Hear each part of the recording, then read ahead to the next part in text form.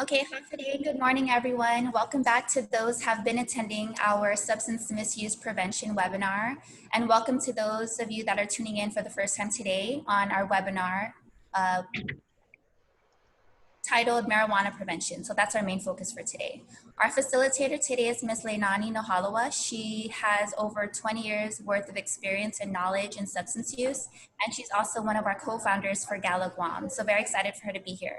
This is a partnership with Guam Behavioral Health and Wellness Center Training Branch. So a lot of the questions that you have today, it's in collaboration with them, and we want to just thank them very much for this partnership. Just some housekeeping rules. If you need to use the restroom at any time, if you need to pause your screen at any time, just go ahead and make sure that you just turn off your video, and then you can just go ahead and do whatever it is you need to do, take a drink or get some coffee, whatnot. And then you can also mute your mic if you have a lot of background in your area. But we do want this to be very interactive. So please leave your mic on if you want to join in on our discussions. The chat bar option is also there for you as well if you should have any questions along the way. I will be moderating. My name is Colleen Flores with Gala Guam. I'm an intern, and I will try my best to answer those questions, get you resources if I cannot answer those questions right now, as well as Miss Nani, okay? If you have any questions after this webinar, I also leave my email address and I can reach out to Ms. Leinani or anyone at Guam Behavioral so that we can get those answers and resources to you. So I'll go ahead and turn it over to Ms. Leinani. Thank you, Colleen, for the introduction. I think Joe has a disclaimer. Okay, got it.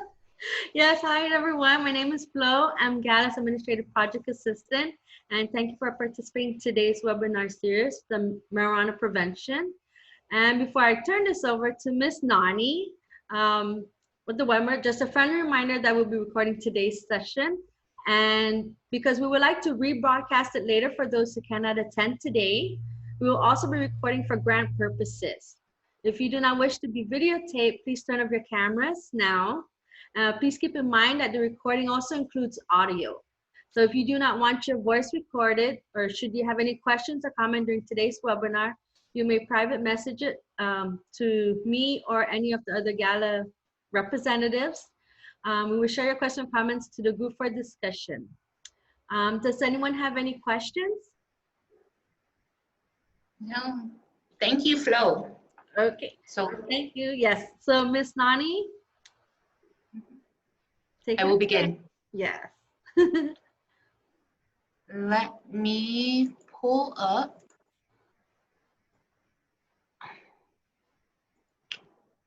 Where is my files? No, basic files, share. Let me know if you can see the training. Do you see it? You can only see your screen so far. I'm sorry? We can only see your screen, so your whatever it is on your desktop. Weird. Why is it every time it's difficult to get in? I'll share, advanced content, portion of screen, music.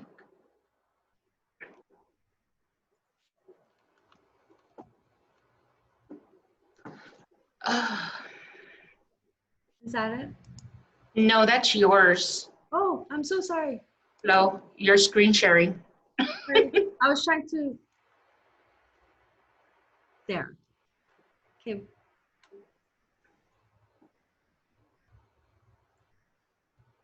Do you see it now?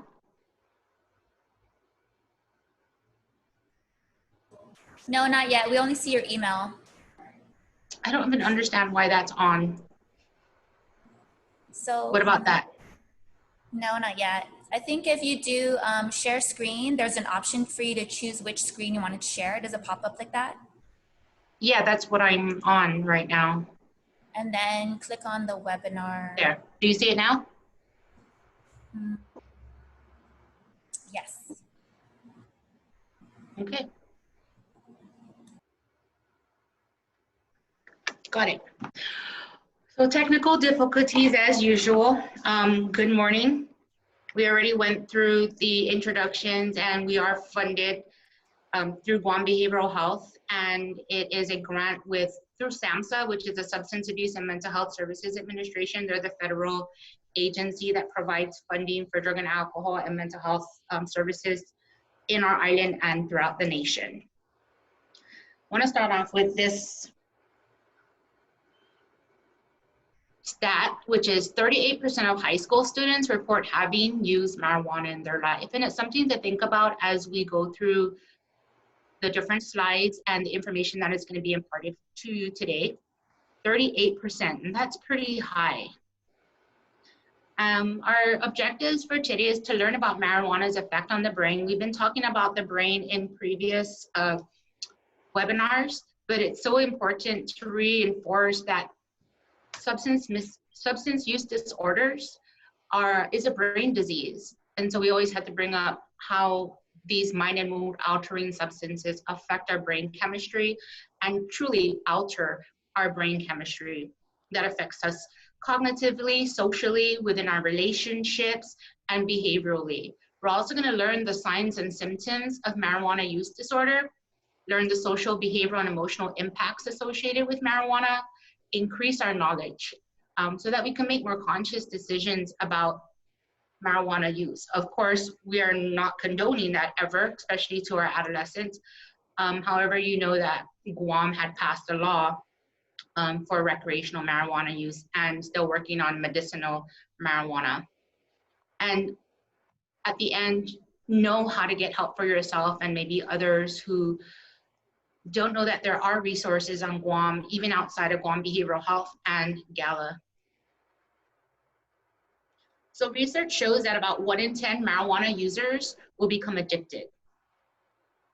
For people who begin using before the age of 18, that number rises to 1 in 6. So what research is showing is that if you start using at 14, that person's risk for addiction is a lot higher than a person whose onset of use is at 15, 16, 17, 18. So the younger you start, the more likely you will become addicted to marijuana.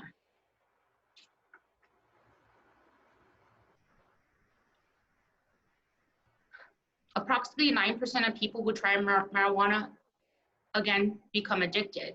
And that goes hand in glove with the younger you've started, the more likely you will become dependent or, again, addicted to the substance. Very different from other substances where it doesn't have like that age range insofar as like the onset of use. And when I say onset, is the first time you've tried it. So I'm going to start off with the brain, and we're going to watch a video about the reward circuitry and how our brain responds to marijuana. There's a lot of debate out there saying that marijuana is not as dangerous. It's not as dangerous with respect to, it's an inhaled, and it's safer than tobacco. That's some of the hype, right? Some of the myths that we hear because it's organic and natural. And again, we will touch up on that as we go further into our presentation.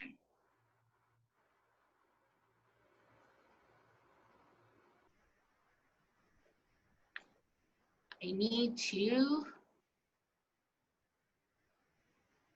sound this, right? Sound.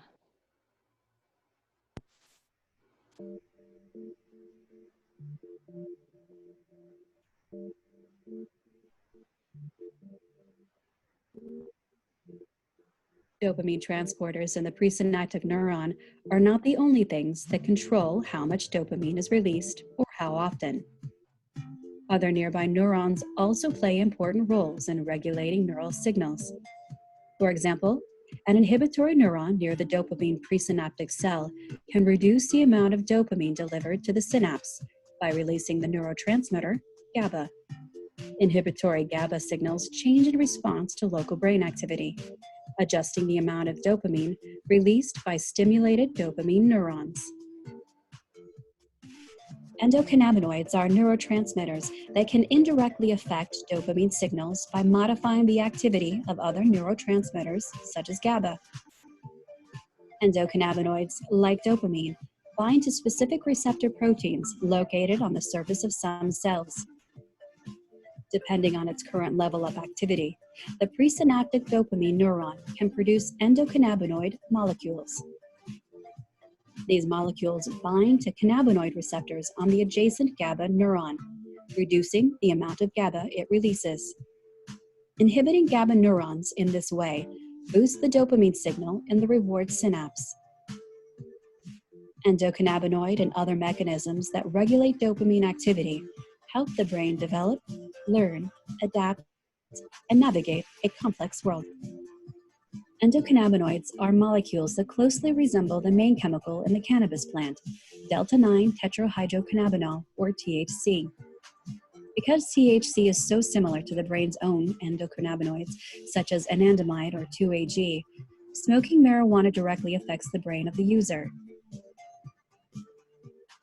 When someone smokes marijuana, THC molecules quickly reach the brain. There, THC competes with the brain's endocannabinoids to bind with cannabinoid receptors on neurons that regulate dopamine activity. Among other effects, THC reduces the release of GABA in the striatum. This reduction, in turn, causes nearby dopamine neurons to release more dopamine.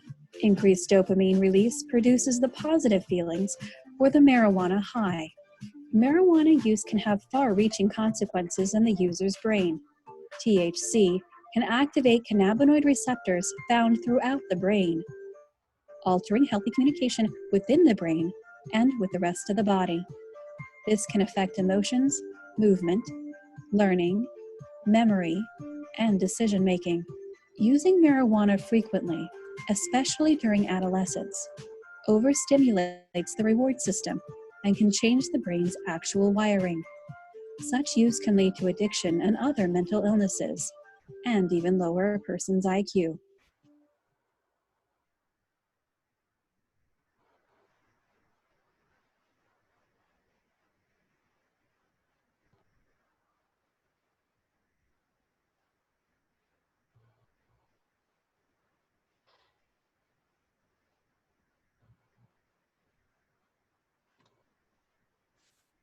Okay, so a lot of million-dollar words there, but the takeaway is that our brain already has cannabinol receptors throughout our brain, and when we use marijuana, automatically the cannabinoids that are in the marijuana that we're smoking, it increases the amount of dopamine, which is the brain's chemical that tells us, hey, this feels good.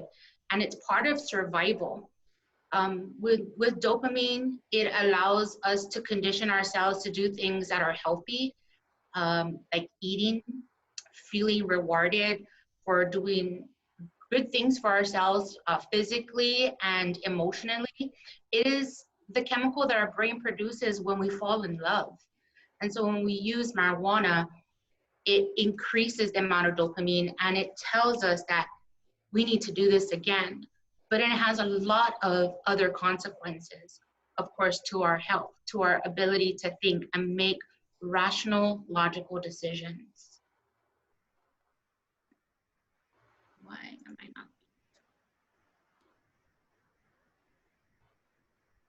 So we're gonna talk about signs that marijuana may be becoming a problem. If you've never used, maybe these signs, learning about these signs will help you to identify that in a friend, a loved one, and just knowing what the signs are, we're increasing our knowledge and we will be able to act on assisting a friend or somebody else and letting them know, say, hey, you might have a problem, or I'm very concerned about you, and being able to like navigate that conversation. So signs are typically things that we can see. They're visible to us. They are in our external environment. Just like this picture, this slide, you know, there's universal signs. danger with the big exclamation mark, or when you're driving on the road, you see the hexagon with the red hexagon, you know, no matter where you're at in the world, that means stop. So marijuana has very specific signs to help with identifying if it's becoming problematic, the use is becoming problematic. So we're gonna start off with an activity, and it's the A to Z's of marijuana. And you can use your chat box, so we'll go one letter at a time. Any word that you associate with marijuana that might be a sign that somebody's using marijuana or under the influence of a marijuana, or any word basically that comes to mind. So we'll go one letter at a time, and you can put that on the chat box. So A, what would be A of marijuana? And then we'll have Colleen just call them out.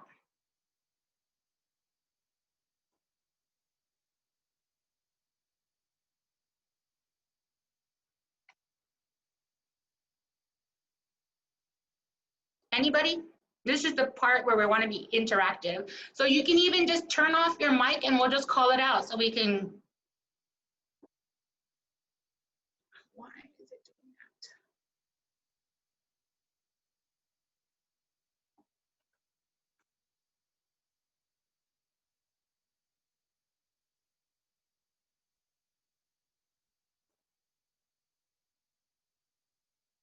Oh, there. Yeah, why am I not being able to move through Okay, this? some have anxious, awesome, agreeable, awkward, Awkward. yeah, annoyed, adorable, That's great. What about B? We'll move on. So anxious, agreeable, awkward. B?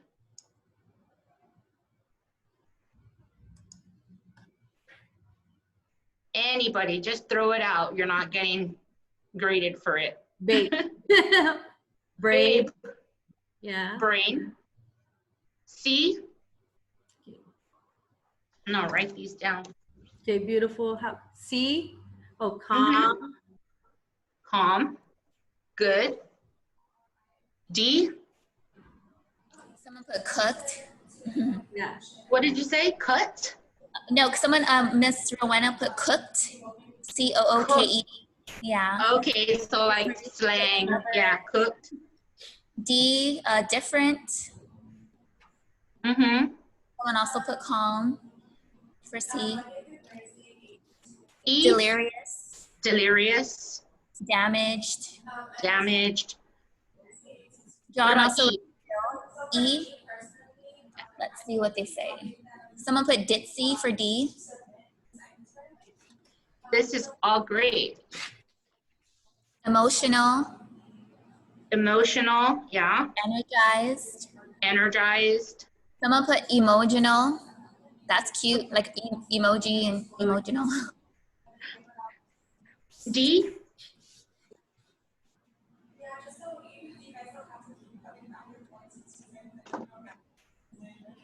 Anything for D? Call it out. Previously, they put damaged and ditzy for D. Oh, a D. I'm sorry, E. It's F. F. Okay, F. Wrong letter. John put delicious for D. Delicious. Interesting. Oh, Miss Rowena put funny. Miss Funny. Cherise put funky. Miss Nicole put freaking out. Yeah. Miss Rowena put far out. That one's cool. Far out. What about G? So we'll just do 2 or 3 for each letter, so we don't spend too much time on this, but there's a point that I'm going to make. What about G? Gone. Gone. H? High. I? High with an H. And then Yeah. for G, Mr. John put great. Nicole put happiness for H. Happy. What about I? Moving on to I.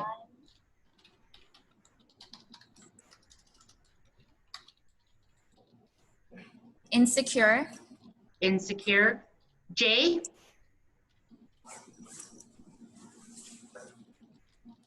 joking,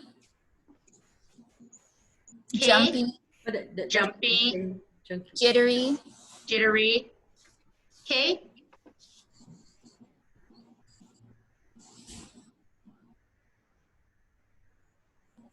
someone put cucks, K-U-X, Oh, okay.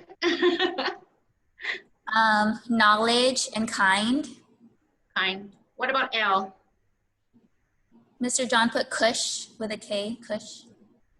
Lonely for L. M. It's gonna get harder. Mellow, Mellow. N. I'm looking at the chat too. Lovely, Max, laughing. mellow like a fellow. Hello. What about N? Nice, nice for N. Not Not all there. Yeah. Numb, No. What about O?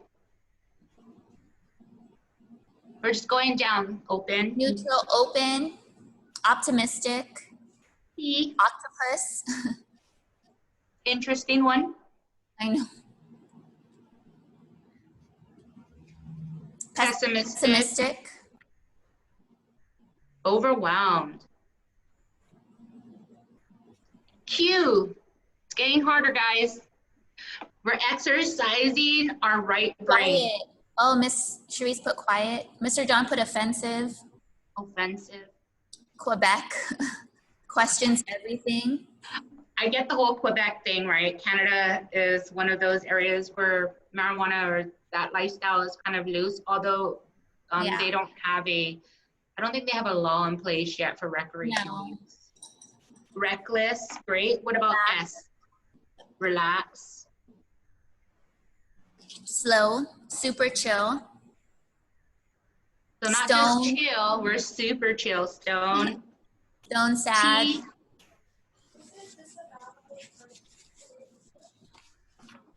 Talkative. Talkative, tingly. These are great descriptors. Tantric, skinny. Tantric. You. Test their limits. Let's see for you. Ugly. Mm-hmm. V. Under the radar. Victorious. Under the radar, victorious. W. Very stoned. Very stoned now. Very happy. There's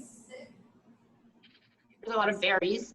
You can be very a lot of things, right? When we're under the influence of anything, minding Vibes. vouchering. Vibes, okay. W for weak. Weak. Whelmed. Wow. Walnut shrimp. Walnut shrimp. Cool. That. Wellness. X. Ooh, X.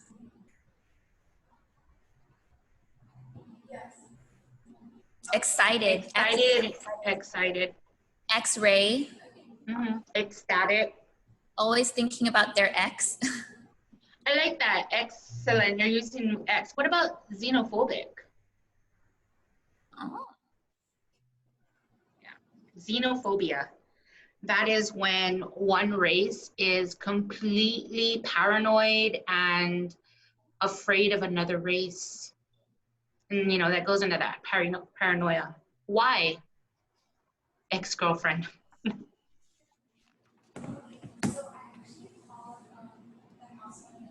Mellow yellow. And Z, last one. Zen. Thank you everybody for participating in this little activity. And the purpose is that signs, things that we can see that's outside of ourselves, when somebody's under the influence of marijuana, we're very aware of it. And we know so much more than we think about marijuana use.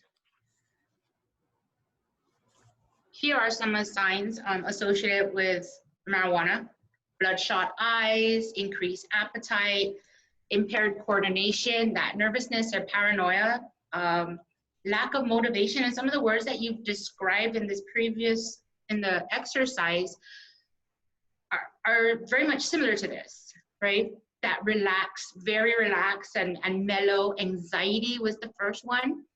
Our impaired judgment, slowed or poor coordination, which is very similar to being reckless, possibly.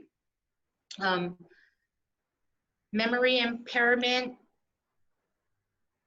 I'm trying to remember some of the things that you share, you know, that being super calm, so that, again, slow reaction time, being different, feeling high or euphoric, and increased a lot of things, appetite or distorted perception, and somebody shared, you know, delirious, which is similar to being, you know, impaired with our perception of things.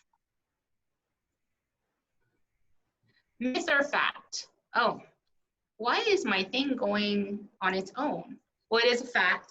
Heavy pot smokers are at risk for some of the same diseases as cigarette smokers, such as bronchitis and other respiratory ailments. So some things to think about. Again, earlier I shared that there's this myth that marijuana, because it's natural, it's a plant, it's grown, it's organic, that it doesn't have the same physical medical consequences as possibly vaping or tobacco product use. But in fact, it does. There's actually over 5,000 carcinogens that are found in marijuana. So much more than you would find in a tobacco product with nicotine. So myth or fact, does marijuana help to reduce anxiety and depression? We saw earlier in the signs that anxiety is one of the signs of marijuana use. So there's this misconception that marijuana calms us and it actually helps us through some hardships in our life. And it helps with the reduction of feeling sad and depressed, because we get so happy and overjoyed when we smoke marijuana. It's the happy stick, or that it's almost like a happy pill. However, it does the opposite of that. And here's just a short video from the Massachusetts General Hospital in neuroscience.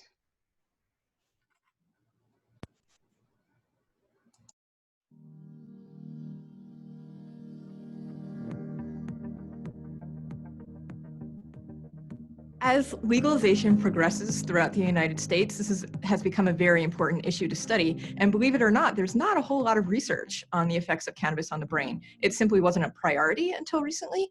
So what we're doing is batteries of cognitive testing and MRI scans and functional MRI scans to try to understand the cognitive impact of marijuana use, as well as its effects on the function and the structure of the brain. One of the most well-replicated findings in the cannabis literature are the effects of cannabis on memory. So if you are a frequent cannabis user and you've smoked for a long time, you'll have memory problems. What we found in our lab is that this is dependent on the age at which you start using marijuana. So we tested a group of people, they were all young adults between 18 and 25 years old, and we did memory testing. And we found that the students who started using marijuana later, so 17, 18 years old plus, didn't really show the decline in memory performance. But the students who started using at age 14 or 15 showed a remarkable decline in memory. So we don't know if these memory decrements are pre-existing cannabis use, if they were there before they started using cannabis, and that's why they gravitated towards cannabis in the first place, because they had underlying vulnerabilities. But something that we have found, and that's been robustly replicated in the literature, is that the earlier you start using cannabis, the worse your outcomes will be.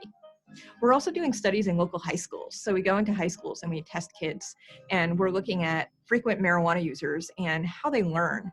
And what we find is that if they stop using cannabis, which is part of the paradigm of the study, they learn better immediately within a week of stopping. And that's been really surprising to us. And I think it conveys an important public health message as well. There's a really strong link between cannabis use and psychosis, schizophrenia, and other psychotic disorders. So we're very concerned about the comorbidity of cannabis use and these other psychiatric diagnoses. So I bring my background in psychology to these studies to try to understand the intersection of cannabis use and disorders such as anxiety and depression. People might think that cannabis helps with their depression, but what we see is that people have worse symptoms when they use cannabis. And that's something that hasn't been studied very well, and we're one of the first groups to study it empirically.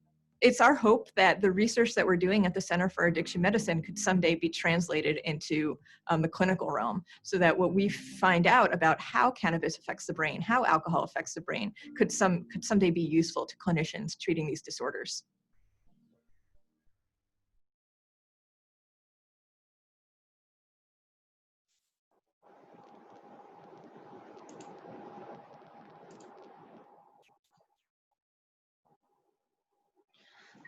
So that says a lot. Yes, there's not a lot of research specifically with how marijuana affects the brain. We saw a video about marijuana and the brain, knowing that we do have cannabinoid receptors, and it does increase the release of dopamine.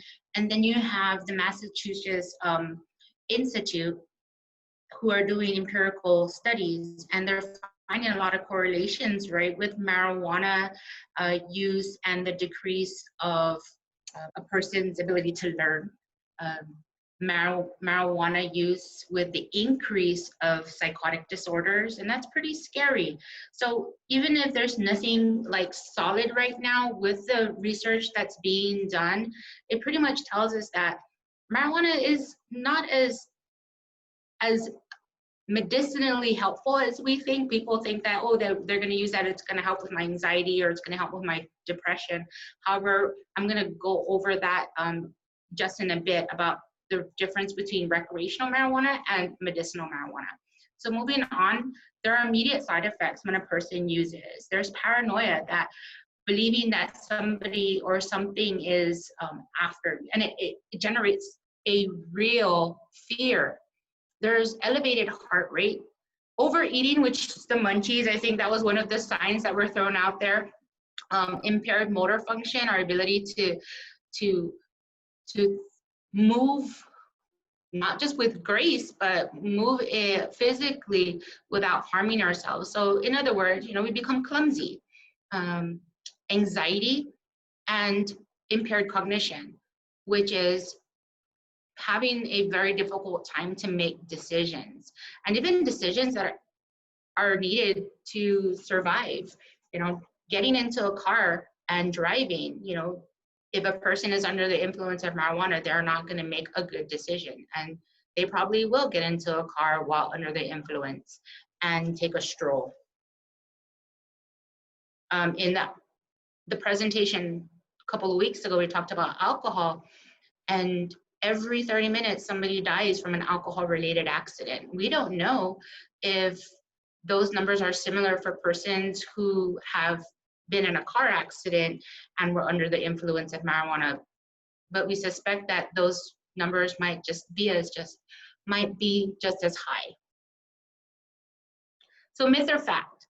Marijuana smoke has many of the same irritating and lung-damaging properties as tobacco smoke. Long-term users may develop a chronic cough and are at high risk of lung infections.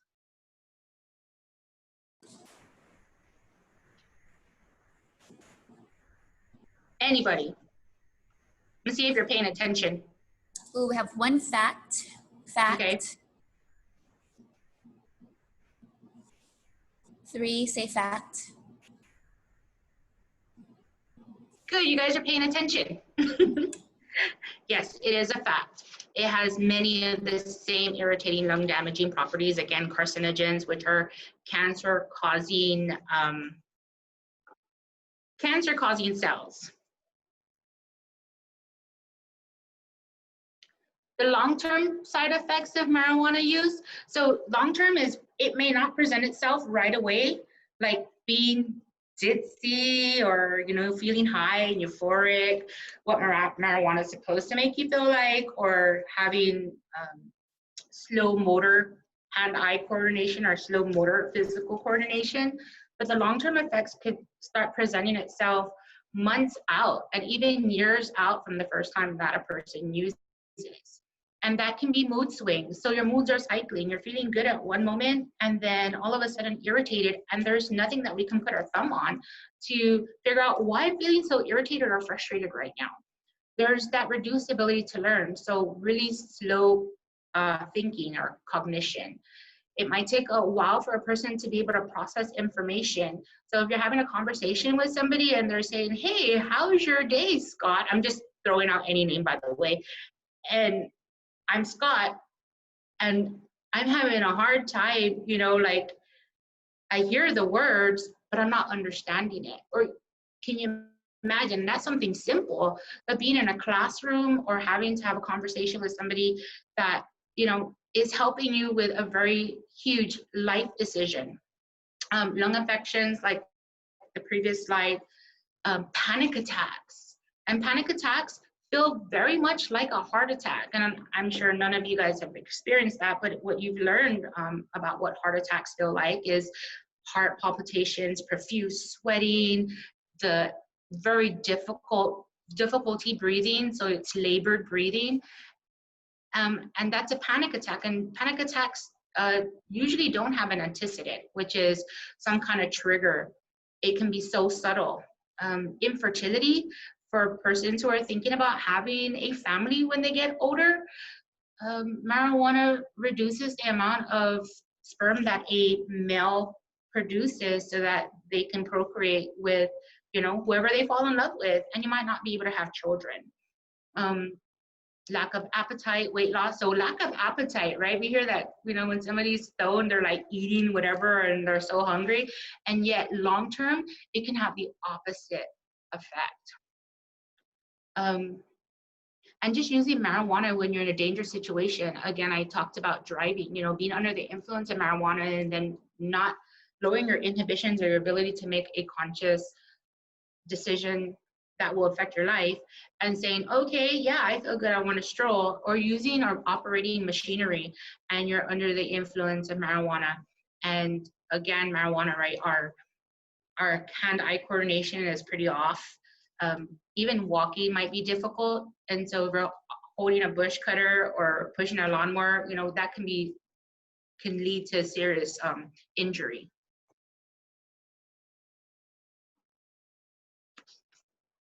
So we're talking about symptoms.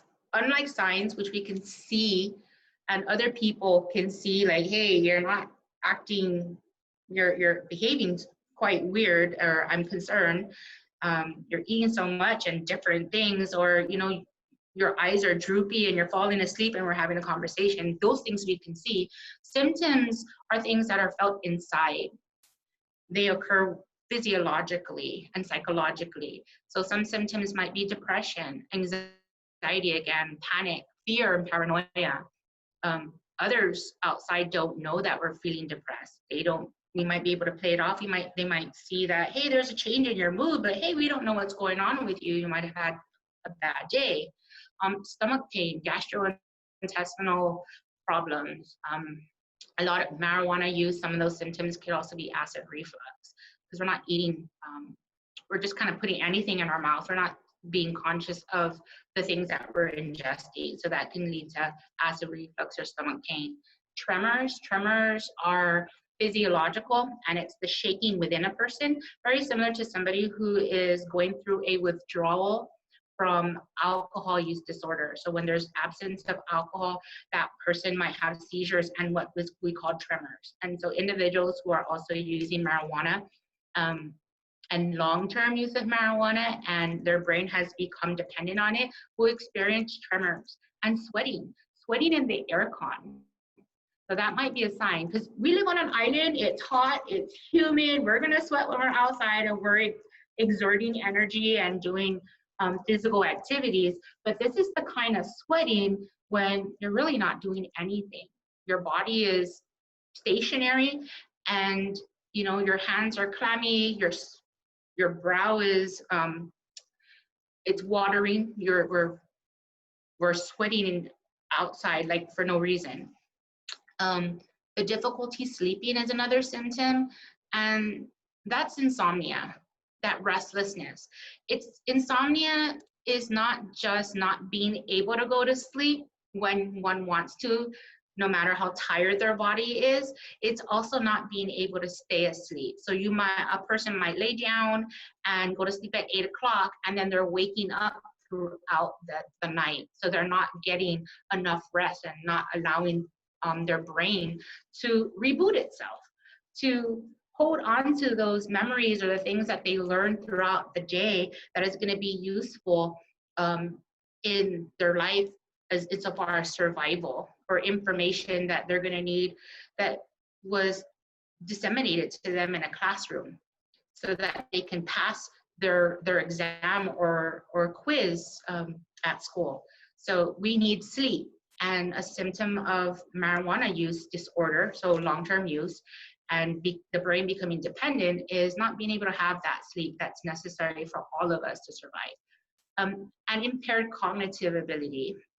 Again, that delay in thinking and comprehending information and being able to respond. And that can be very dangerous for a person, and also frustrating.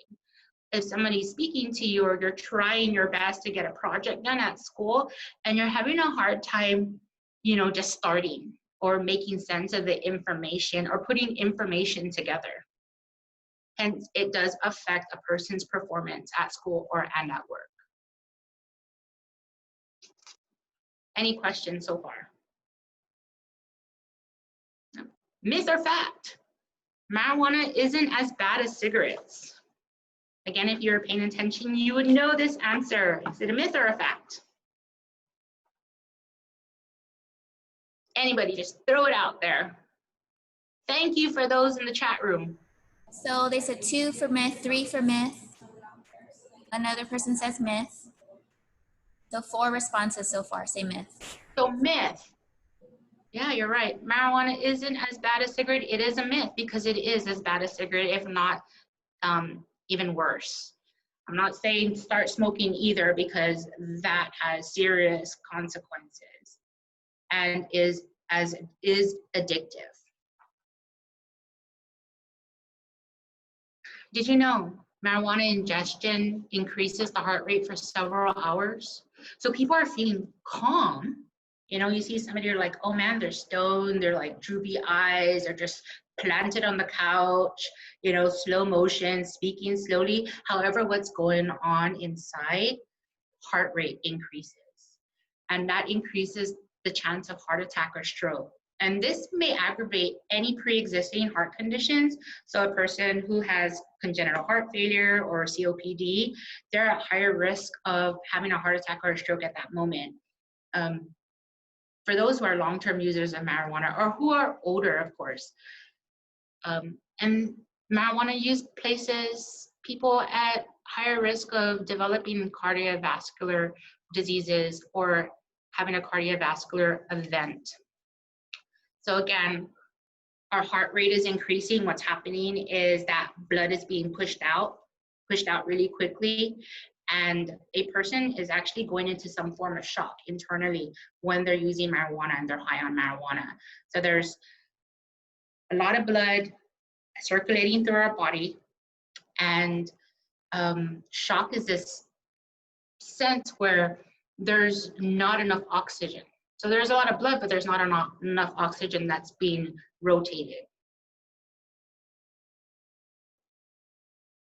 So medical marijuana versus recreational marijuana, and I'm sure I've had this discussion before in other settings, and they're like, marijuana is not bad. If marijuana was so bad, then why is it prescribed? First of all, I want to just make it clear, there are no prescriptions for marijuana. However, doctors can recommend marijuana, or a form of marijuana, for individuals who are diagnosed with a terminal illness. And I'll explain why marijuana for persons with terminal illnesses. So medicinal versus recreational. The recreational marijuana, the stuff that are on the streets, the what we know of that makes us high, that gives us the munchies or gives a person the munchies and appears to be really happy and social.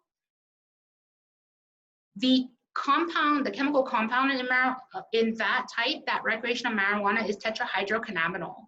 And that's a psychoactive compound, which produces the high. For the medicinal type of marijuana, it has cannabidiol or CBD. So that's pretty popular now. You find in the store CBD gummies. It's being marketed. That has no psychoactive effects. When I say psychoactive, meaning it doesn't hit your reward center. So tetrahydrocannabinol, which makes us feel euphoric, does hit your reward center, and it produces or tells the brain to release more dopamine. So the medical marijuana, which is higher in CBD, or the cannabinoids, and that's more of a body high, or affects your body because we have those receptors in our brain that is attached to all parts of our body. And for those individuals who are recommended to use the CBD products, usually individuals who have medical conditions like terminal cancer, who are pretty end stage and have a lot of physical aches and pains, the CBD helps with alleviating some of that physical pain. And that is an alternative to maybe prescription medications like morphine or other medications to help with physical pain when a person has a terminal illness. Recreational marijuana, or pot, is used as a medical justification. So marijuana that has THC doesn't have that CBD or body alleviation. They think they do because a person is high and feeling giddy, and they have a lot of dopamine being released, which is our natural feel-good chemical. However, there's a big difference. CBD, which actually comes and is produced from the hemp plant, which is a relative of the marijuana plants that produce the THC, historically was used to make ropes and sails in the 17th century, used to make paper. In modern times, it can be found in health food stores in the form of hemp oil or hemp seed, and they're both sources of dietary fiber and protein. So no, when you see hemp, it's not the marijuana that you think is being sold on the streets or people are using to get high. For the marijuana that is recreational, there are two strands. There is indica, and then there is sativa. Indica has a lot more CBD than it does have THC. And so some companies, they will push out indica, and that will be what's considered medicinal. However, there's still THC in there and that psychoactive compound. So people are getting both the body high and the brain high. Sativa, on the other hand, has higher levels of tetrahydrocannabinoid. It has no medicinal, I absolutely say, no medicinal use or purpose. So if somebody's trying to tell you, hey, I got this marijuana and I have a medical condition, you ask them, well, where did you get it from? Right now, here on Guam, at least I know it's really difficult to determine how much CBD or THC is in the marijuana to say, hey, we're gonna start, doctors can start recommending it for medicinal purposes.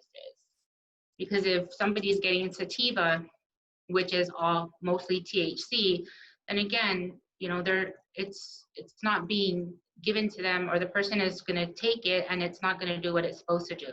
So persons with terminal illness, they use the CBD to, again, alleviate any physical pains, but it also helps to produce hunger. When a person is really sick, they lose their appetite.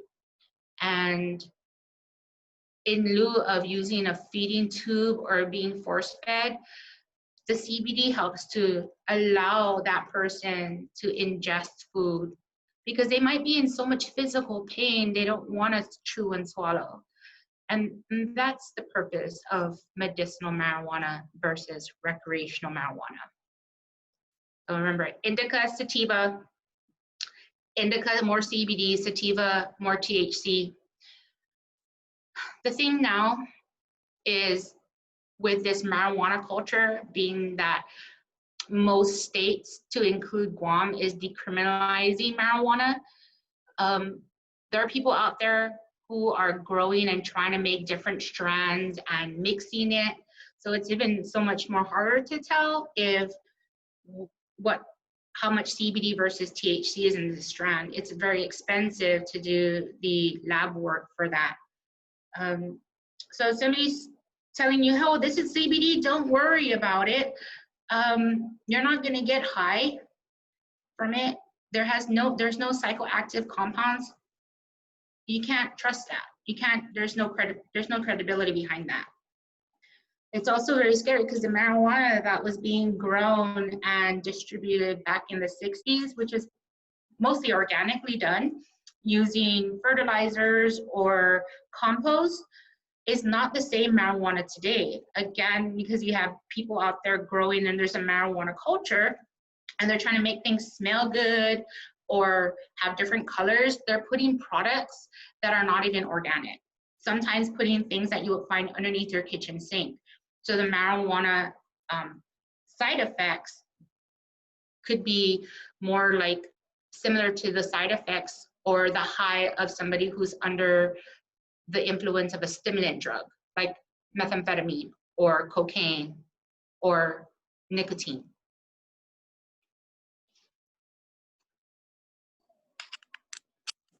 Any questions?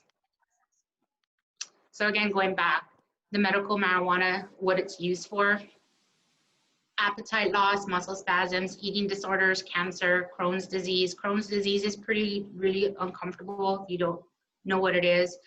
A person has a difficult time digesting food. Multiple sclerosis, pain in general, and nausea.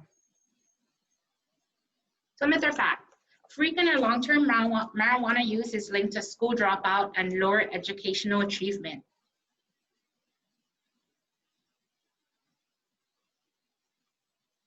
We talked a lot about consequences. If you're paying attention, this should be easy. Any responses? We have one stating fact. Fact, another response. Good job, Another guys. response is fact. We're on the same page. It is a fact. There's correlations. However, there's still a lot of research being done. Some of the social consequences of marijuana use is there's high costs related to the healthcare system from high school dropouts and from high school dropouts. They're the largest cost contributors. So when they talk about the healthcare system, individuals who are involved in an accident and then later found out that they were high on marijuana, whether it be car accidents or traffic accidents or sports accidents. And that's again because marijuana, the side effects of that, at least the more instant side effects, is not being able to make good decisions. We lower inhibitions. Our prefrontal cortex has been compromised and it affects our motor coordination. The other social consequences, research shows a connection between marijuana use and the use of alcohol and other substances. So they say marijuana is a gateway drug. It's so hard to say nowadays. I've met people who never use marijuana but use some harder, more illicit drugs. However, if a person is using one drug, they're typically using another. Again, and it goes back to not having the ability to make proper decisions, right decisions that will definitely impact our health and well-being. So if somebody's drinking alcohol and somebody brings out a friend in that circle brings out a joint, the likelihood of us smoking that joint is higher, and vice versa. If I'm smoking marijuana and then somebody brings over methamphetamine, the likelihood of trying methamphetamine or smoking methamphetamine at that same time, of course, increases. Then there's been many calls to poison control related to marijuana increase since the legalization of medical marijuana and the legalization of recreational marijuana. And it goes back to people are not informed. They believe that, you know, all marijuana can be used medicinally. However, as we know, CBD versus tetrahydrocannabinol, which is THC, and the marijuana that is found on the streets that we pick up, you know, or people pick up from the streets, typically don't have the CBD compounds that comes from the hemp plant, unless it's indica. But the indica strand, again, still has THC. So people are using and saying, oh, because I'm not feeling good, and, you know, it's for medicinal purposes. I'm having a bad headache or I'm feeling down, and they're using marijuana from the street, which is recreational marijuana. And then another social consequence, 69% of marijuana users say they have driven under the influence of marijuana at least once in their life, at least once. And that number raises. So I'm gonna reference DUIs specifically for alcohol users. When a person finally gets arrested for a DUI, no matter where in the nation, they have already driven 100 times before their first arrest. So this is saying 69% of marijuana users have driven under the influence of marijuana at least once. But I'm sure that person or those people have minimized that. They've probably driven or been in the car with somebody who just used marijuana way more times before they were asked this question. And then 27% admit to driving under the influence on a daily basis,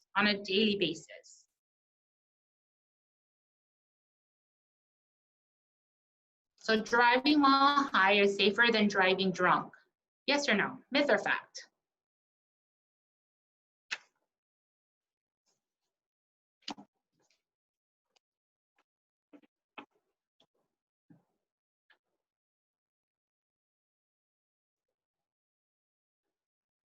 I see myth, myth, myth, myth.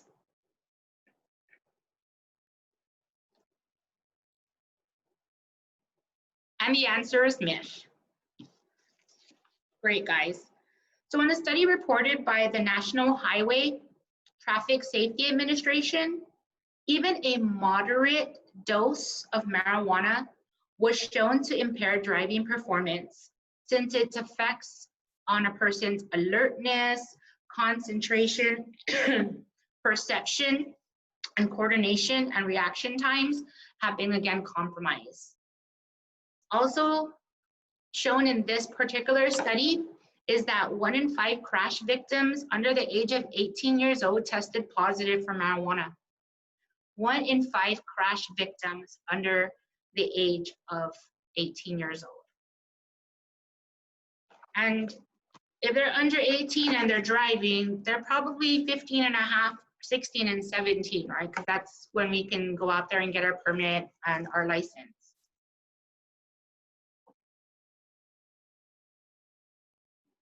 So tying it all together, cannabis. Everything that,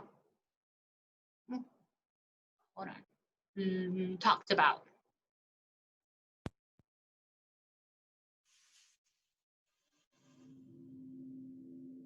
This is our youth. Observing, learning, growing, and adapting to the world around us. The world is their mentor. As the world changes around them, they change too. But as they grow, no longer being the child they once were, they accompany many new experiences. One of the most common being cannabis. Perceptions may convince that cannabis has no risks, but the truth lies more beyond the knowledge we may possess. Many of these risks relate to the effect it has on our mental health. Effects while being high include issues like lack of attention, problems maintaining memories of what's happening around you, and your concentration. Not only can this directly affect who you are as a person, but it can affect your mood and relationships around you. Mental health is a significant factor of who you are as an individual. Taking the risk of using cannabis can have a toll on your mental strength, what helps us persevere in rough times. Not only is developing depression a risk, but being on the brink of developing schizophrenia is a risk too. Paranoia consumes who we are as individuals when we feel surrounded by walls that are not there. These short-term effects of cannabis can include paranoia, fear, stress, and loneliness. This is our youth. Know the risks.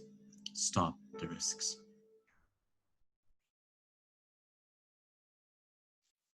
And how do you stop the risk? Very simply.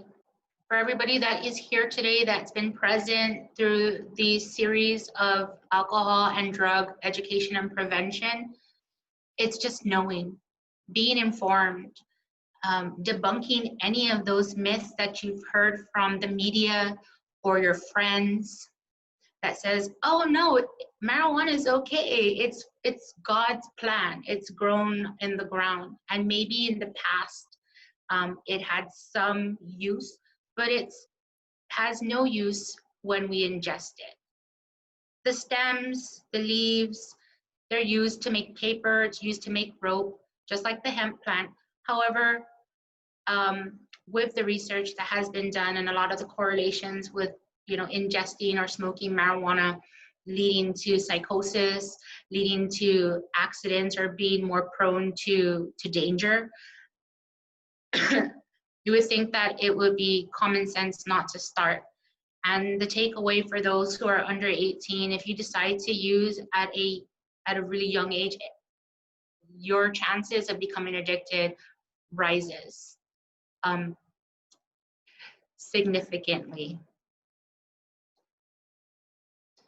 I didn't talk about withdrawals like I did when we had the alcohol presentation, which you saw a video of somebody going through the alcohol withdrawals, which was pretty severe. With persons who use marijuana, they don't really experience the withdrawals until after all of that drug or the chemical is out of their body, the THC rather. And that can be anywhere between 14 to 30 to even 60 days. Marijuana stays in your system a lot longer than any other substance because it attaches to your fatty cells. And so the metabolizing time, of course, is going to be longer. And if you're a person who doesn't do a lot of physical activity or doesn't have a regular bowel movement and urination schedule, it will stay in your system longer. However, the withdrawal symptoms are very similar to withdrawing from methamphetamine and withdrawing from nicotine, which is mood swings like irritability, being frustrated, not being able to sleep, or staying asleep again, anxiety, depression, body aches. And that's not a good way to feel at any time in our life, And if we can prevent feeling crummy or prevent our ability to delay our goals and accomplishments, it will be by not using anything that's minor mood altering. And there are options. If you feel like you might have a problem with marijuana, or you know somebody who has a problem with marijuana or any other drug, there are places that you can get help. There are so many resources on our island. There's Gala, of course. There's Guam Behavioral Health and Wellness Center. Rohanna can throw out the hotline number. I forgot to input it again. And then there's Sanctuary, which provides a 24-hour, 7-day-a-week drug and alcohol rehabilitation or residential facility. And they also do outpatient services, or you can just call if you have any questions. And their number's there. Lighthouse Recovery Center, which is under the Salvation Army, that is a drug and alcohol treatment facility for men, inpatient, but they also provide outpatient and social detoxification services as well, an outpatient for men and women. And then you have the Oasis Empowerment Center, and they are a residential treatment center for women. And then they do co-ed outpatient, so men and women. Lastly, I've added here TOGI. TOGI is a nonprofit organization, and they provide peer support. Individuals who are members of TOGI or are working for TOGI, a lot of volunteers, they're persons in recovery from substance use disorders, who are persons who are in recovery from mental health disorders and are being treated.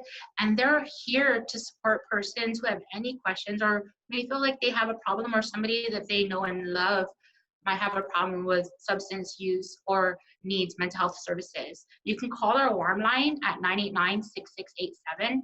They're very helpful. They know what they're doing because they've been there. They've been through the throes of addiction.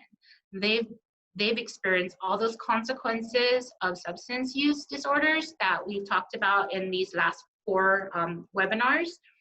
And they know how to help persons access resources, and then just being there to talk to somebody if you're not so sure of what to do next, or you need that motivation and encouragement. So please take these numbers down. Any of these agencies, these nonprofits and government agencies, are more than willing to answer any other questions that you have. Again, how do we lower risk? When we become aware of something, we have a responsibility, first and foremost to ourselves.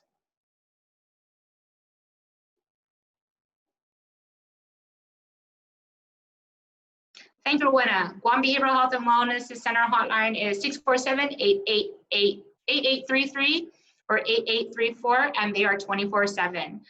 I just want to add to that Sanctuary's hotline at 475-7100 is also 24/7, and it's not exclusive to youth.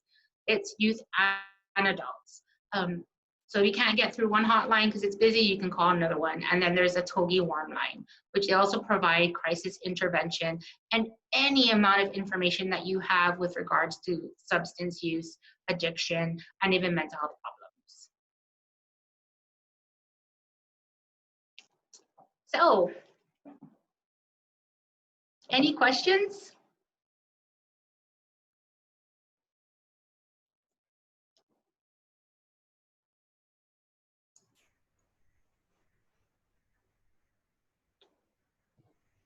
That ends our presentation on marijuana. If you have any questions, if some things are still muddled and was unclear, please contact Ms. Colleen Flores, who's Gala's intern, or Ms. Flo, and they can get with me and we can access resources or direct you to resources. Okay. Thank you everybody for joining us. Flo, do you have anything to say before we move on? I know that there is a, what did you do? Yeah. A giveaway or the disclaimer that you shared earlier for those who joined late. Oh yes, for those who joined late, I'm so sorry. Please remember, for those who joined late, we are recording today's session, but also since you had it on like on mute or also no audio, that it'll be okay. Hello? I'm so sorry, someone was saying something? Okay, but if you have any questions or comments, you can, like Ms. Nani said, to give us a call or also message us. Okay. Okay. And then there's a raffle, right? Yes, there is a raffle. We're raffling off again 3 76 Circle K gas cards, and also we have 1 Ross gift card.